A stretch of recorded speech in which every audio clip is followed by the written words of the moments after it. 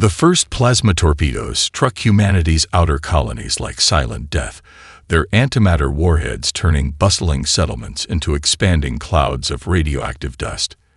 Beneath the scorched skies of New Phoenix Colony, Lieutenant Jack Harper watched the alien assault unfold with a cybernetic eye that processed information faster than any human brain could comprehend. 17 years of military service had prepared him for war, but nothing could have prepared him for the systematic annihilation of everything he knew. The colony's defensive grid had collapsed within minutes, its advanced shield systems overwhelmed by a technology so alien it defied conventional understanding. Massive crystalline vessels of the Zarkax Collective hung in orbit like predatory sharks, their weapon arrays still glowing with residual energy from the initial strike. Around Harper, survivors emerged from underground shelters, men, women, children with ash-covered faces and eyes that reflected a horror beyond comprehension. A young girl, no more than 12, clutched a damaged datapad, its screen flickering with fragmented images of what had been her home just hours before.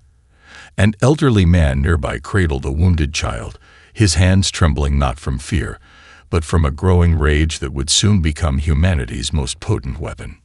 Status report. Harper barked into his communication implant, knowing full well the response would be grim. The reply came from Commander Rachel Williams, her voice steady despite the chaos. 17 colonies hit simultaneously. Estimated casualties, 4.3 million. Communication networks are down. Quantum disruption fields are preventing any long-range transmissions. Harper's cybernetic eye zoomed in on the alien vessels, analyzing their configurations. Something was wrong. These weren't just standard invasion protocols. The Zarkax Collective had planned this assault with a precision that suggested more than simple territorial expansion. Thousands of miles away, in the Terra Global Research Complex, hidden beneath the Appalachian Mountains, Dr. Emily Watson worked with a fury that matched the destruction unfolding across human space. Her team of quantum physicists and computational experts processed the battle data, each holographic display revealing layers of increasingly complex information. "This isn't a random attack," Emily muttered, her fingers dancing across quantum reactive interfaces. Streams of data flowed around her like living information, patterns emerging that no human or alien had ever seen before. A junior researcher named Michael Chen approached, his hands laden with data crystals. "Dr. Watson, we're detecting quantum anomalies that don't match any known alien technology. It's like they're using some kind of multi-dimensional attack vector." Emily's eyes narrowed. The Zarkax had made a critical mistake. In their attempt to crush humanity, they had exposed something fundamental about their own technological limitations. Back on New Phoenix, Lieutenant Harper began organizing the survivors. Rescue operations mixed with strategic planning, a hallmark of human adaptability. Military personnel worked alongside civilians, converting emergency shelters into makeshift command centers. Communication may have been limited, but human ingenuity knew no bounds. An old communications specialist, her hands weathered by decades of service, managed to jury-rig a quantum burst transmitter. "I've got a compressed data stream," she announced, her voice crackling with determination. "It's not much, but it's a lifeline." Harper knew what this meant. Information was survival. Every byte of data could be the difference between extinction and resistance. As the first day of the invasion drew to a close, something remarkable began to happen. Survivors weren't cowering. They were analyzing, studying, planning. The Zarkax Collective had attacked hoping to break human spirit, but they had instead ignited something far more dangerous, a collective resolve that would soon make the galaxy tremble. Dr. Emily Watson's initial analysis began to take shape. The quantum anomalies weren't just a weapon. They were a key to understanding a type of warfare that would redefine everything humanity knew about conflict, technology, and survival. Lieutenant Jack Harper looked up at the smoking sky, his cybernetic eye scanning the destruction. Where others saw defeat, he saw opportunity. The Zarkax had declared war on humanity, but they had no idea what was coming. The silent invasion had just begun, and humanity was already preparing its response. The Terra Global Council convened in a subterranean complex that had once been a classified research facility beneath the ruins of Washington. DC holographic displays flickered with casualty reports, each projection a stark reminder of humanity's recent devastation. 4.3 million humans dead, 17 colonies reduced to radioactive wastelands. The air felt thick with grief, anger, and an emerging sense of cold, calculated revenge. Dr. Emily Watson stood before the council, her presentation interface humming with quantum reactive energy. She looked nothing like the stereotypical researcher. Her left arm was a sophisticated cybernetic replacement, a memento from her years of frontline scientific exploration. Scars traced her face, each one a testament to humanity's struggle against technological limitations. The Zarkax attack wasn't just an invasion, Emily began, her voice cutting through the room's tension. It was a quantum computational assault unlike anything we've ever encountered. Behind her, holographic models demonstrated the alien attack vectors. Impossible geometries shifted and twisted, revealing layers of multidimensional warfare that defied conventional understanding.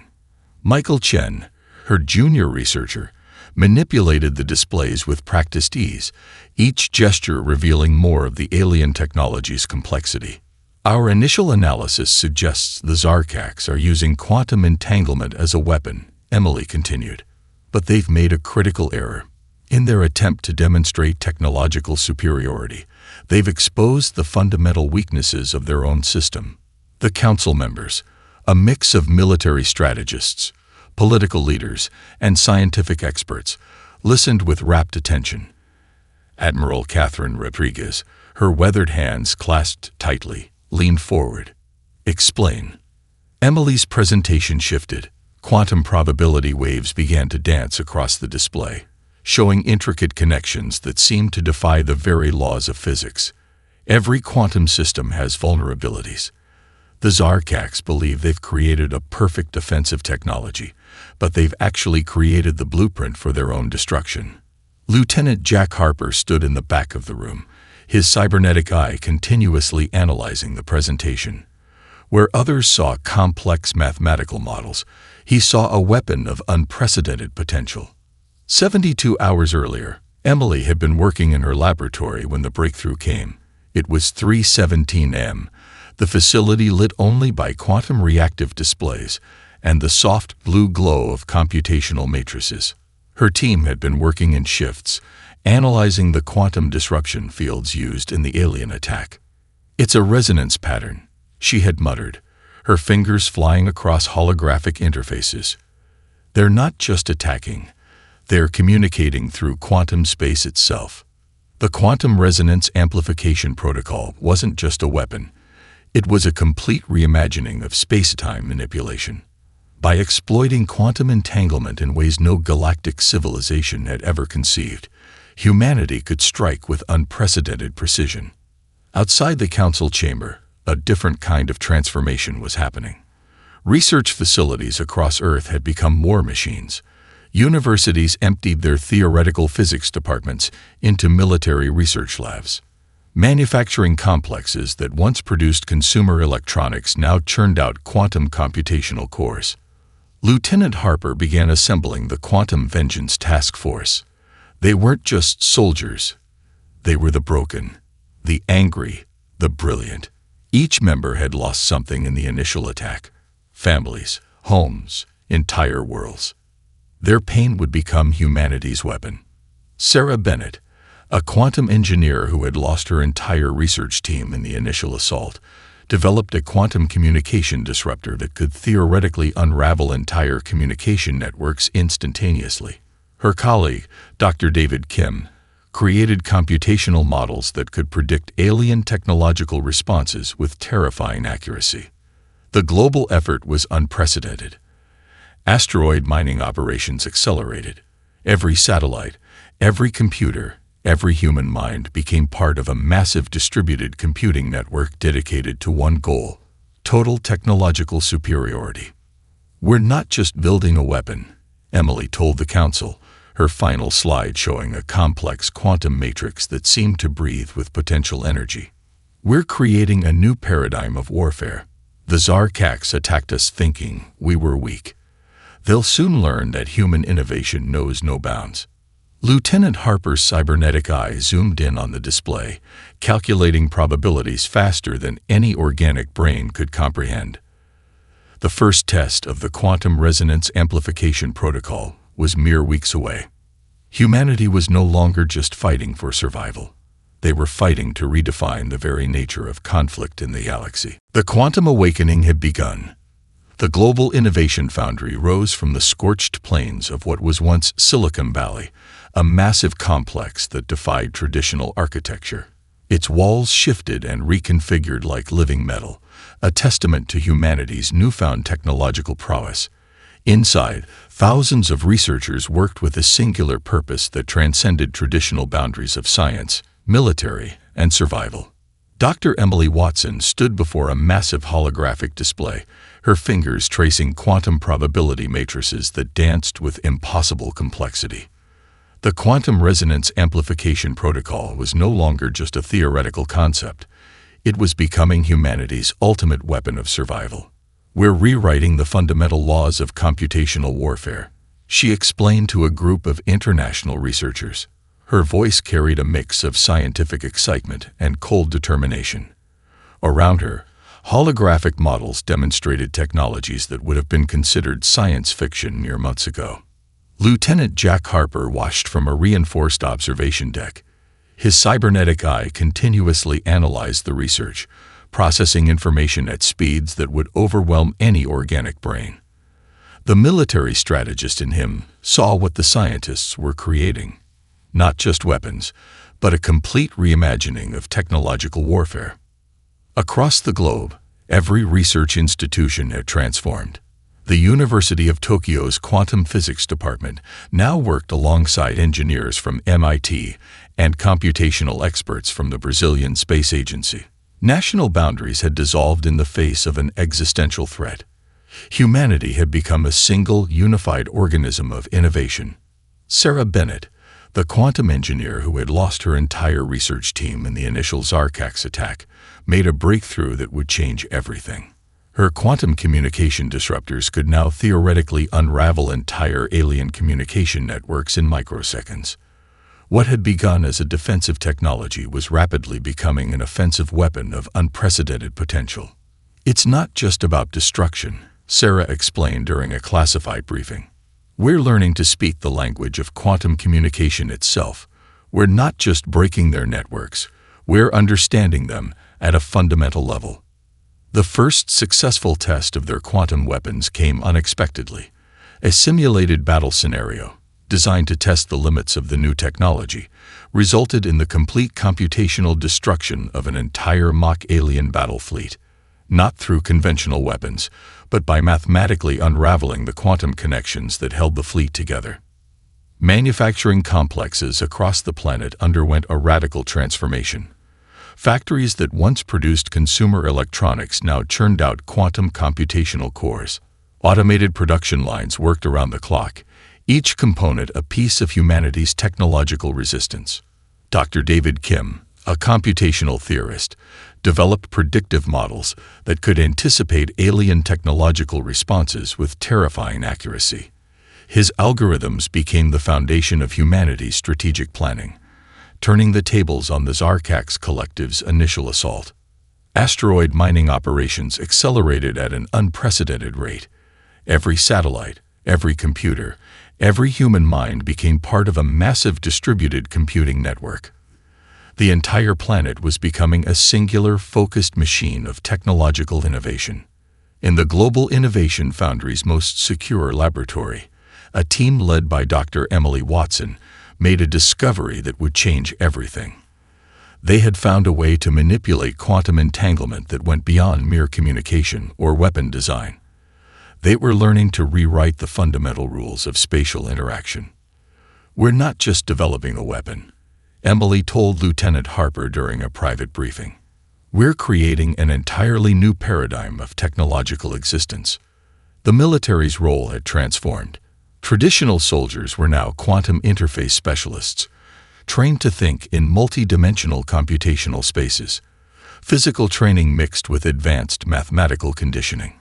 Every recruit was now part scientist, part warrior. Global resources were reallocated with ruthless efficiency. Entire industries were repurposed. Economic systems were redesigned to support the massive technological push. Humanity had become a single, unified organism of innovation and survival. Lieutenant Harper's cybernetic eye continued to analyze the developing technologies. Where others saw complex mathematical models, he saw a weapon of unprecedented potential. The pain of the initial invasion had transformed into something more powerful than revenge, a collective human resolve that would reshape the galaxy. As the first month of the technological revolution drew to a close, something remarkable had happened. The Zarkax Collective's initial attack, meant to crush human spirit, had instead ignited the most significant technological leap in human history. The revolution was just beginning, and the galaxy had no idea what was coming. The Terra Quantum Fleet launched with a silence that defied the very concept of military deployment. 12 ships, each more advanced computational platform than traditional vessel, moved through space with an almost ethereal precision. Commanded by Lieutenant Jack Harper, the fleet represented humanity's first true quantum weapon. Harper stood on the bridge of the flagship, his cybernetic eye continuously scanning multi-dimensional computational spaces that extended far beyond traditional three-dimensional perception. Around him, the crew moved with a synchronicity that blurred the line between human operators and living computational systems. "Quantum resonance fields stabilizing," announced Commander Rachel Williams, her hands dancing across holographic interfaces that seemed to breathe with living energy. Target acquisition in 3, 2, 1. The first strike would be against a Zarkax forward operating base near the Orion Arm, a strategic position that had been the launching point for their initial invasion of human colonies. But this wouldn't be a conventional attack. Humanity had something far more devastating planned.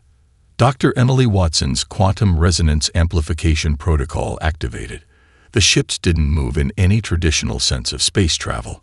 Instead, they existed simultaneously across multiple quantum states, their computational matrices able to interact with the fundamental fabric of spacetime itself.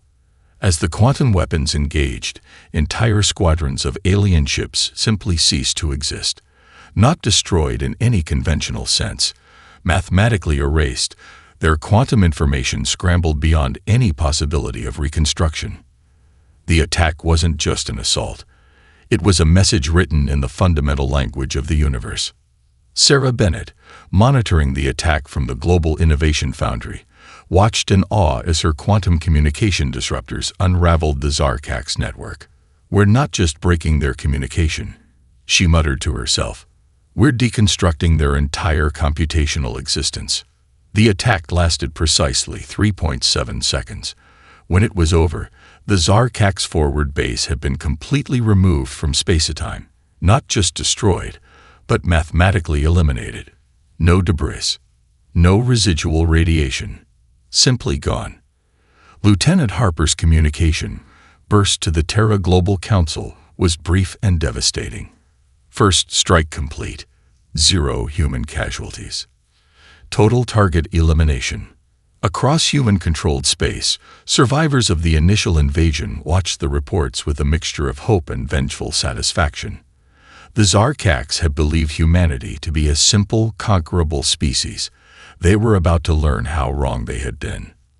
The quantum strike did more than destroy a military installation. It sent a message that would reverberate through every alien communication network. Humanity was no longer a species to be conquered.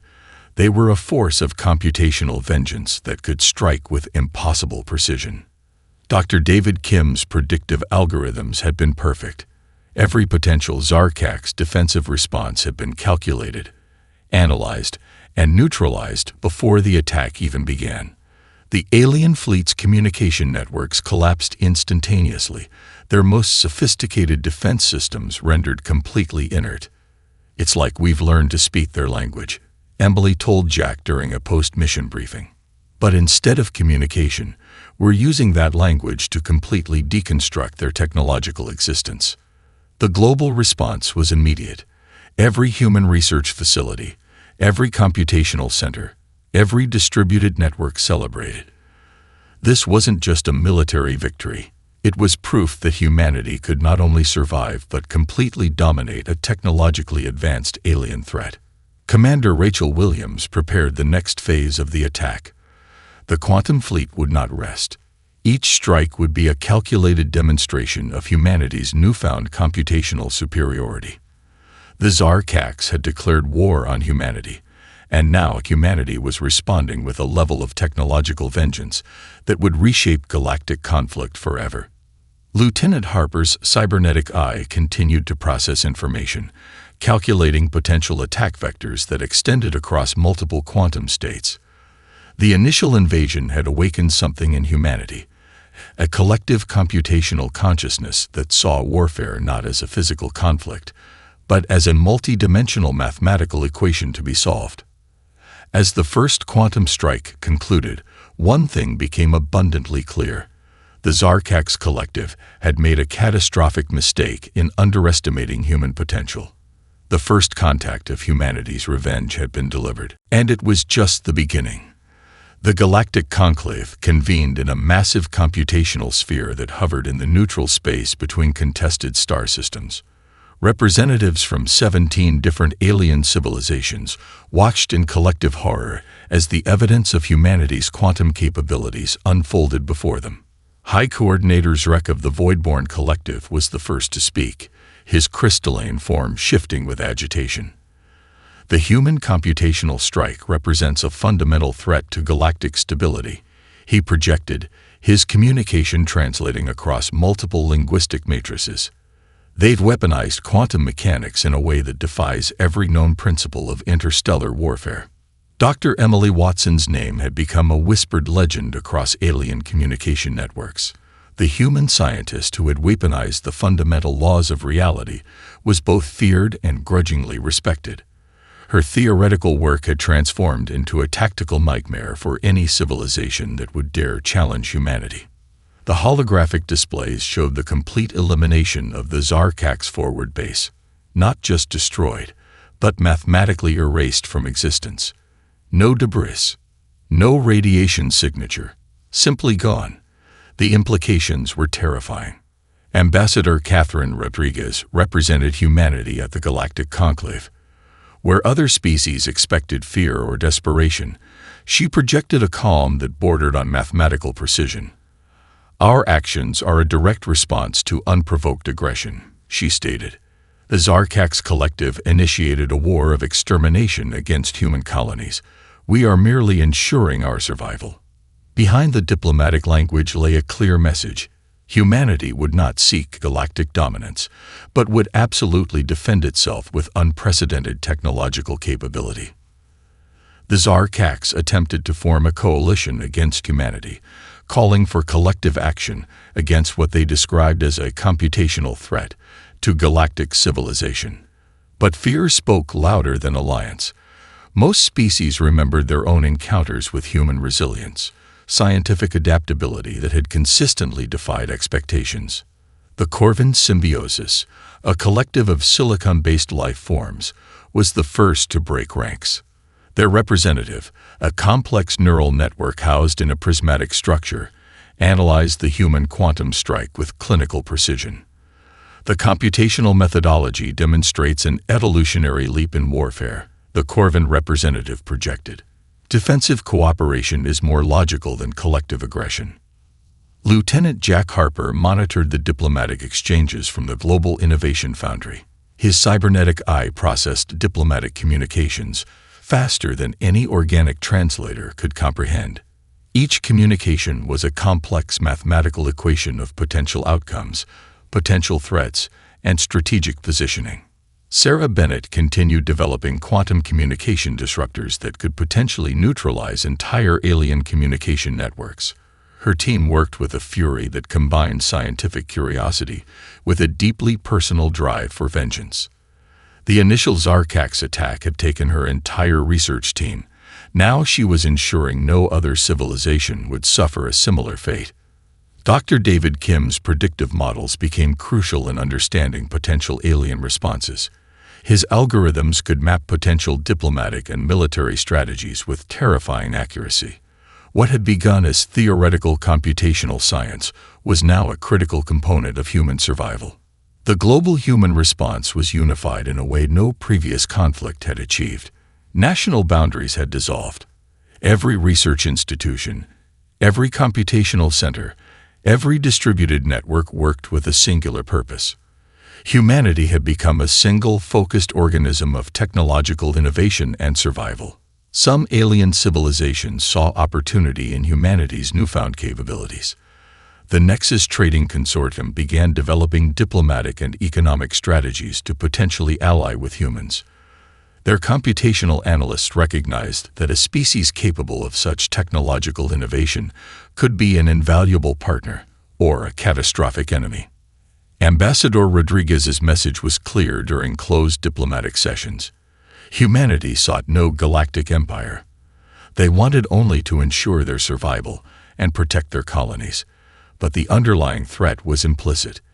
Any civilization considering aggressive action would face computational destruction beyond comprehension. Lieutenant Harper prepared the next phase of potential defensive strategies. The quantum fleet would remain vigilant, its computational capabilities continuously evolving. Each potential attack vector was analyzed, each defensive strategy calculated across multiple quantum states. As the Galactic Conclave concluded, one thing became abundantly clear. Humanity was no longer a species to be overlooked or conquered. They had transformed from a seemingly primitive civilization to a computational force that could rewrite the fundamental rules of galactic interaction. The first chapter of humanity's quantum revolution was complete, and the galaxy would never be the same again. The quantum weapons became more than physical tools. They were surgical strikes against the very fabric of alien consciousness. Dr. Emily Watson stood in the Global Innovation Foundry's most secure laboratory, her fingers dancing across holographic interfaces that seemed to breathe with living energy. "We're not just destroying infrastructure," she explained to Lieutenant Jack Harper. "We're dismantling their entire cognitive ecosystem." The quantum resonance amplification protocol had evolved into something far beyond a mere weapon. It was a computational virus that could penetrate the most advanced alien communication networks, unraveling their collective consciousness with mathematical precision. Sarah Bennett's latest breakthrough targeted the neural networks that connected the Zarkax collective's consciousness. Each quantum pulse was a carefully crafted algorithm designed to do more than destroy. It was engineered to deconstruct their entire psychological infrastructure. Entire fleets were left adrift, their neural networks shattered, their collective intelligence fragmented into incomprehensible computational noise. Zarkax ships became ghost vessels, their crews trapped in a state of quantum uncertainty, neither fully alive nor completely destroyed. Lieutenant Harper watched the first major psychological operation unfold from the quantum fleet's command bridge. His cybernetic eye processed multiple dimensional layers of the attack, tracking the computational dissolution of alien consciousness with clinical precision. "Communication networks are collapsing," Commander Rachel Williams reported. Her voice carried a mix of scientific fascination and cold determination. "We're not just breaking their systems, we're rewriting the fundamental language of their existence." The attack was multilayered. Physical infrastructure became secondary to the computational assault. Quantum weapons targeted the very communication matrices that held the Zarkax collective together. Each strike was a message written in the language of mathematics and quantum mechanics. Dr. David Kim's predictive algorithms had mapped out every potential defensive response. The Zarkax found themselves fighting an enemy that could anticipate their actions before they even formulated a strategy. Their most sophisticated defense systems became vulnerabilities, each computational pathway a potential point of total systemic collapse. In the Global Innovation Foundry, researchers worked with a fury that combined scientific curiosity with a deeply personal drive for vengeance. The initial Zarkax attack had taken entire research teams, entire colonies. Now, humanity was responding with a level of computational vengeance that redefined the very concept of warfare. "We're speaking their language," Emily told Jack during a classified briefing. "But instead of communication, we're using that language to completely deconstruct their technological and psychological existence." The psychological warfare went beyond simple destruction. Quantum pulses were designed to create profound existential uncertainty. Zarkax ships would suddenly find their communication networks fragmenting, their collective consciousness experiencing moments of absolute computational terror. Some alien vessels simply stopped functioning, their crews trapped in a state of quantum indeterminacy. Others experienced cascading system failures that defied traditional understanding of technological breakdown. Each attack was a surgical strike against the very concept of alien technological superiority. Sarah Bennett's quantum communication disruptors had become weapons of psychological demolition. They didn't just break alien networks, they unraveled the very computational fabric that defined alien consciousness. Lieutenant Harper's tactical genius became legendary. He wasn't just destroying enemy infrastructure, he was dismantling their entire philosophical understanding of conflict. The message was brutally clear. Humanity would not just defeat the Zarkax, but completely deconstruct their civilization at its most fundamental level. Global human resources were allocated with ruthless efficiency. Every satellite, every computer, every distributed network became part of a massive computational weapon. The entire planet had transformed into a singular, focused machine of technological and psychological warfare. The Zarkax Collective began to experience something unprecedented, a total breakdown of their collective consciousness. Individual ships, individual beings found themselves cut off, isolated, experiencing a level of computational terror that defied comprehension. Ambassador Catherine Rodriguez delivered a clear message during diplomatic communications: surrender is your only option. Resistance will result in complete computational dissolution. As the psychological warfare intensified, one thing became abundantly clear. Humanity had transformed warfare from a physical conflict to a multidimensional computational equation. The Zarkax had declared war on humanity, believing they were attacking a simple, conquerable species. They were about to learn how catastrophically wrong they had been. The psychological strike was just beginning, and the galaxy would soon understand the true meaning of human computational vengeance. The remaining Zarkax leadership assembled in their most secure quantum communication nexus, a computational realm that had once seemed impenetrable. Their collective consciousness trembled with a sensation they had never experienced before: absolute, existential fear. Lieutenant Jack Harper stood on the bridge of the quantum flagship, his cybernetic eye processing computational landscapes that extended far beyond traditional three-dimensional perception. Beside him, Commander Rachel Williams managed a network of quantum computational matrices that could simultaneously attack and predict alien responses across multiple dimensional states. "Quantum resonance fields at maximum capacity," Rachel announced, her voice steady despite the magnitude of what was about to unfold, targeting primary and secondary communication nodes. Dr. Emily Watson's quantum resonance amplification protocol had evolved into something far beyond a weapon. It was a complete computational ecosystem designed to not just destroy, but to mathematically deconstruct an entire civilization's technological infrastructure. The Zarkax leadership attempted to initiate diplomatic communications. Their transmission was a complex quantum burst that would have overwhelmed any previous human technological system. But humanity had become something entirely different. Incoming quantum communication, Sarah Bennett reported from the Global Innovation Foundry. Initiating computational decryption. What followed was not a traditional negotiation, but a computational war fought in microseconds. Lieutenant Harper's transmission was a mathematical proof of total dominance, a quantum message that simultaneously demonstrated humanity's technological superiority and the complete futility of continued resistance. Dr. David Kim's predictive algorithms had mapped every potential alien response with terrifying precision. The Zarkax found themselves fighting an enemy that could anticipate their actions before they could even conceptualize a response. The final battle wasn't a traditional space conflict. It was a quantum computational war where human technologies systematically dismantled every Zarkax defensive system.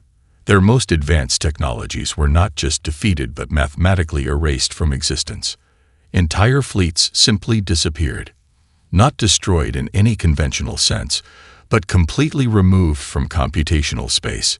No debris. No radiation signatures. Simply gone. Ambassador Catherine Rodriguez delivered the final communication with a calm that bordered on mathematical precision. "Your surrender is no longer a choice," she stated. "It is a computational inevitability." The Zarkax collective consciousness experienced something unprecedented. A total systemic collapse that defied their understanding of technological existence. Individual ships, individual beings found themselves cut off, isolated, experiencing a level of computational terror that went beyond physical destruction. Sarah Bennett's quantum communication disruptors had become the ultimate computational weapon. They didn't just break alien networks, they unraveled the very fabric of alien technological existence. Lieutenant Harper's tactical genius became legendary. He wasn't just destroying enemy infrastructure, he was dismantling their entire philosophical understanding of conflict, technological superiority, and collective consciousness.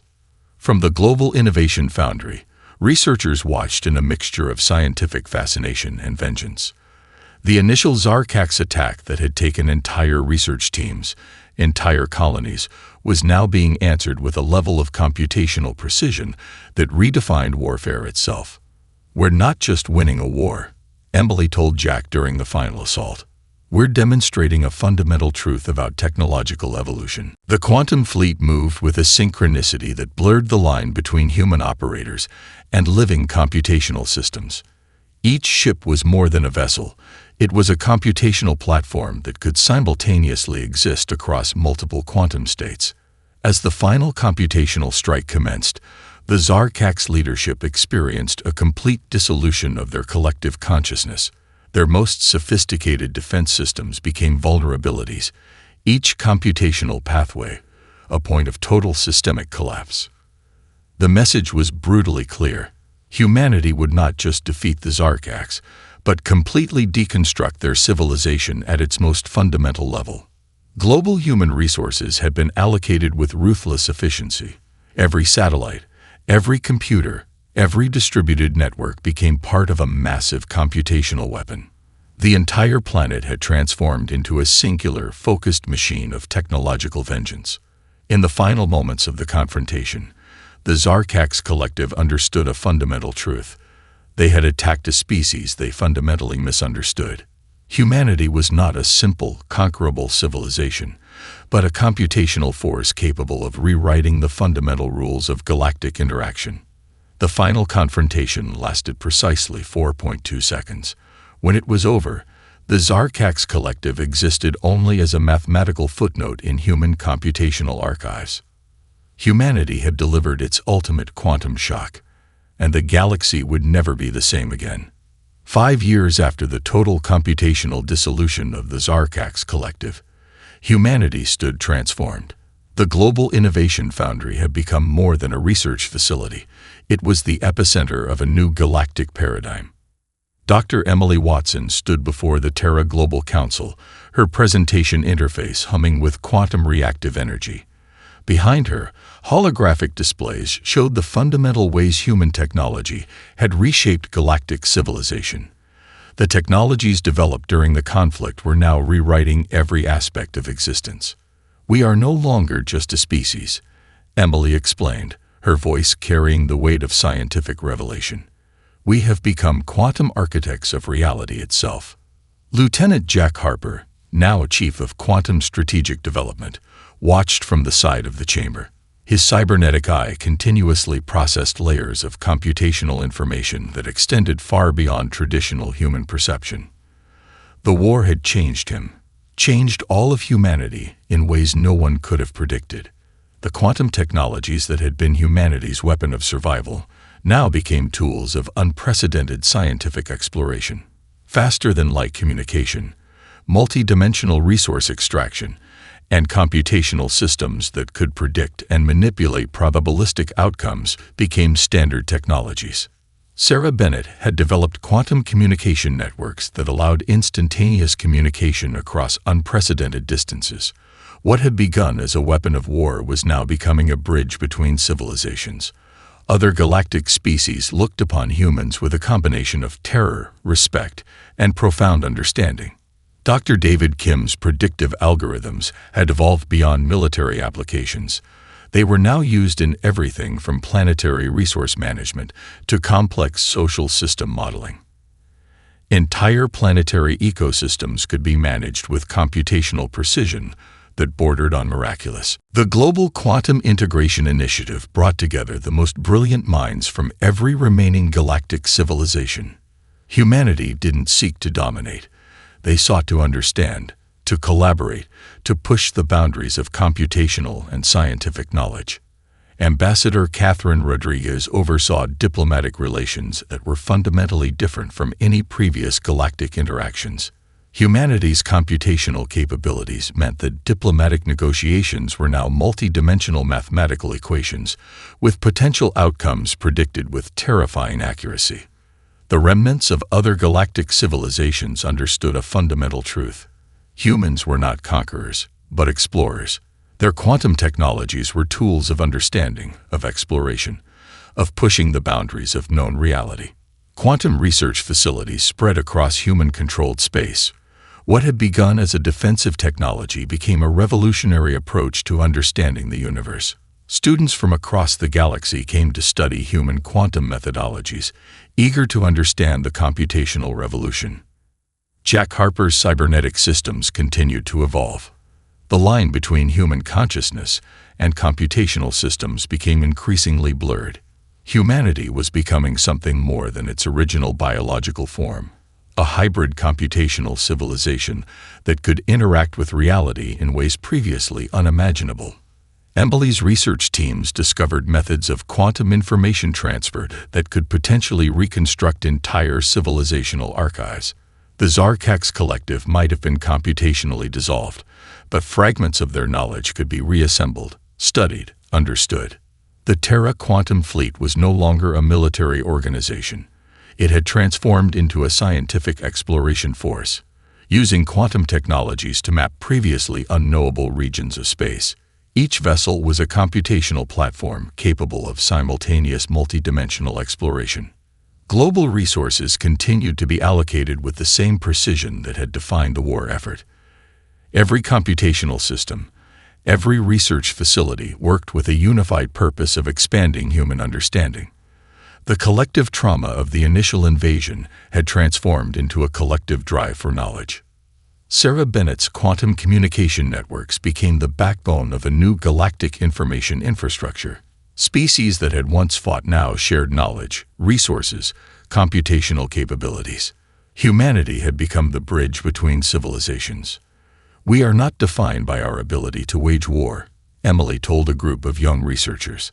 "We are defined by our ability to understand, to explore, to push the boundaries of what's possible." The quantum technologies that had been humanity's weapon of survival now became the foundation of a new galactic civilization. Computational systems that could predict and manipulate probabilistic outcomes became standard technologies. Entire planetary ecosystems could be managed with precision that bordered on miraculous. As the first decade after the war concluded, humanity stood at the precipice of a new evolutionary stage. No longer just a species, but quantum architects of reality itself. The quantum shock had been delivered, and the galaxy would never be the same again. Humanity, not just survivors, but quantum architects of their own destiny.